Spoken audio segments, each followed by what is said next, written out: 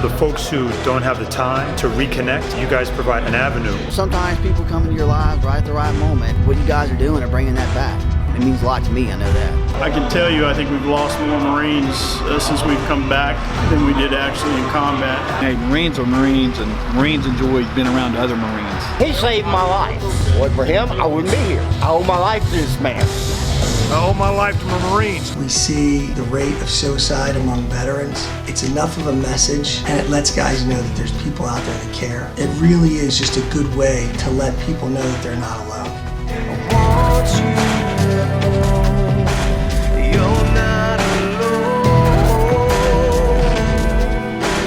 One thing that we do that a lot of people don't do is drive all day long. I don't drive, Los drives. Do I drive? Yeah, I drive a lot. My name's Matt Dudley. I'm Mike Los. Los and I served in the Marine Corps. We were stationed together out in Hawaii. The primary purpose of Leatherneck Reconnect is to be able to put out quality entertainment, making it possible for viewers that have no idea what this is all about to have an inside look. What really happens with veterans when they get together. I would describe Leatherneck Reconnect, the show, as raw, non-scripted as it could possibly be. We do this because we know that it's going to save lives. Matt and I didn't understand initially the impact we were going to have on these people. Trying to help people get off the couch, come out and talk with us in the hopes that we can affect people who do need some support. We quickly learned that not everybody adjusted very well after they left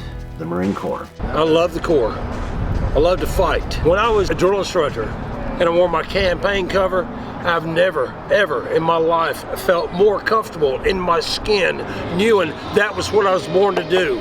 On a random urinalysis, I was busted, and it cost me my career. I walked in the first sergeant's office. I was a Marine. I wasn't gonna lie about a damn thing. I took off my duty belt, I took off my campaign cover and I laid it down.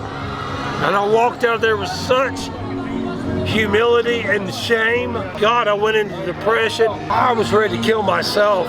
It's taken me many years to get over that shit and say, you know, that was a minor mistake. I love the Corps. I fucking eat the Corps. I love it, love it, love it. We can't all be perfect. We're just Marines. I've been out since 1996. Today is my first day after all these years, come back to beat my Marines, and I tell you, I'm having a blast. Having a blast. Want you to know that you are not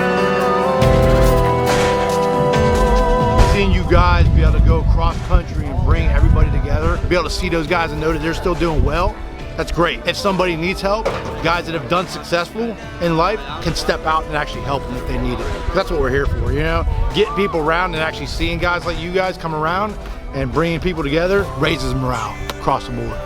So I appreciate it. Once we rolled in, everybody was out in the driveway. These sons of bitches.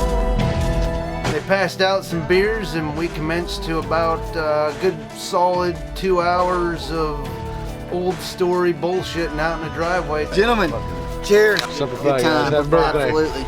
We jumped right back into it, and it was just one story after another. It was great to see the guys. When I was in Fallujah, we had 171 casualties and 21 KIA.